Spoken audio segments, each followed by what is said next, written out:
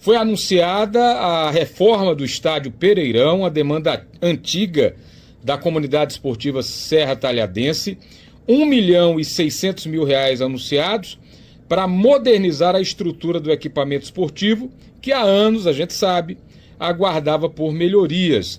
O anúncio foi feito ao lado do deputado federal Fernando Monteiro, que é o grande parceiro político da prefeita Márcia Conrado. O projeto prevê a reestruturação completa do estádio, melhorias no gramado, vestiários, arquibancadas e demais áreas de uso coletivo, tornando o espaço mais adequado para receber campeonatos, eventos esportivos e atividades comunitárias. E a prefeita Márcia celebrou o anúncio juntamente com o Fernando Monteiro. Bom, a gente já sabia que... Lembra daquela emenda do deputado federal Gonzaga Patriota de R$ 300.000, que inclusive teve a participação do nosso companheiro de imprensa, de comunicação, do Francis Maia, mas a gente já sabia que aquilo ali não ia dar resultado objetivo. Melhorou ali a coisa dos vestiários, mas faltava muito para o Pereirão. E era uma demanda antiga da sociedade esportiva, porque o estádio estava realmente abandonado. De vez em quando havia matérias sobre isso, eu cobrei muito. Eu lembro que na própria Revista da Cultura, o próprio deputado federal Fernando Monteiro chegou a anunciar R$ 1,5 milhão, prometeu ao vivo esse dinheiro. Isso já tem mais de 1 ano e meio também. E aí o Fernando Monteiro cumpre agora a sua promessa, anunciando R$ 1.600.000. Deve ter alguma contrapartida do município. Agora, é importante melhorar o estádio e é uma boa notícia. A gente tem o desporto amador em Serra Talhada. Serra precisa de uma praça esportiva. Mas, além da reforma do estádio, precisa reformular o futebol em Serra Talhada.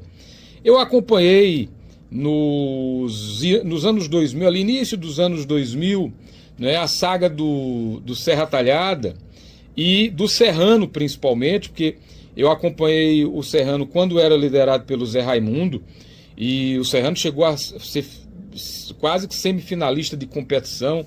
Eu lembro de um jogo histórico, Serrano e Itacuruba, e a gente fez uma cobertura, a Rádio Cultura, de uma parceria com a Rádio Pajeú, e eu era repórter esportivo juntamente com Orlando Santos.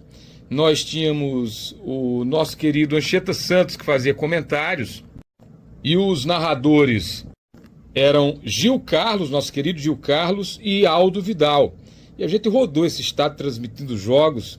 Naquela época você não tinha esse protocolo que tem agora para não entrar no estádio, para ter aquele cantinho delimitado para o repórter.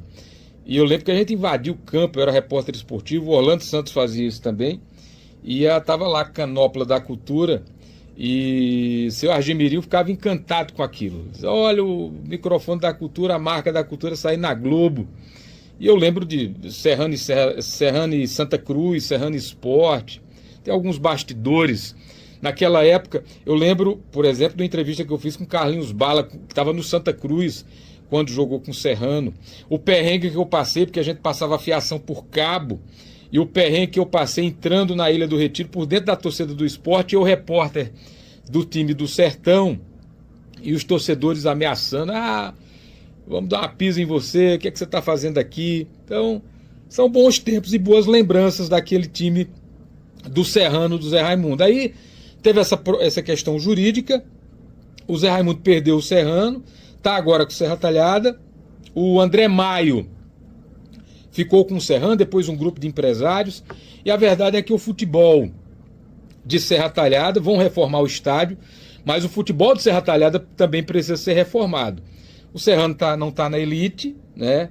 De longe não está na elite, inclusive até envergonhou alguns resultados, levando goleadas nas competições que participou, também sem poder sediar jogos em Serra Talhada, chegou a sediar jogos lá no Vianão, em Afogados da Engazeira, porque não tinha estádio para jogar em Serra Talhada, né?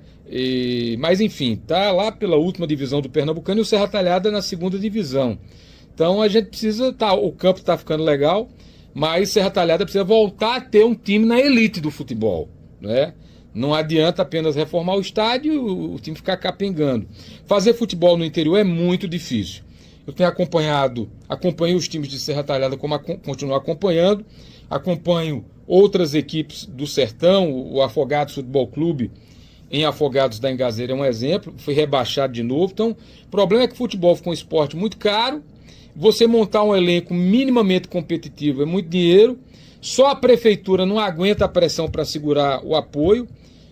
Por exemplo, você tirar 100 mil por mês da prefeitura de Serra Talhada, você não vai. Além de não resolver o problema, que é um orçamento baixo, a prefeitura vai ter quem diga, está tirando dinheiro para o time de futebol que poderia ser aplicado em outras ações. Então é sempre complicado. E me parece que um caminho que está sendo apontado é da criação das SAFs. O Flamengo de Arco Verde teve dinheiro de fora para virar SAF, porque aí ele vira um clube formador, e se fizer como o Porto de Caruaru, um jogador formado, você pode fazer um bom caixa. As equipes, aparentemente, o caminho para essas equipes de Serra Talhada, Serrano e Serra Talhada, é tentar embarcar na SAF, num modelo que ajude a formar jogadores para fazer dinheiro. Você lembra que Serra Talhada e o próprio Serrano, Ricardinho, para dar exemplo de um jogador que passou por Serra Talhada e que jogou em outros clubes, né? Teve jogador de Serra Talhada jogando no Botafogo, jogando no Santa Cruz, no Sport. Então, mas tem que fazer política de base e talvez o caminho seja a SAF. Resumindo a ópera, não adianta o estádio novo e o nosso futebol capengando.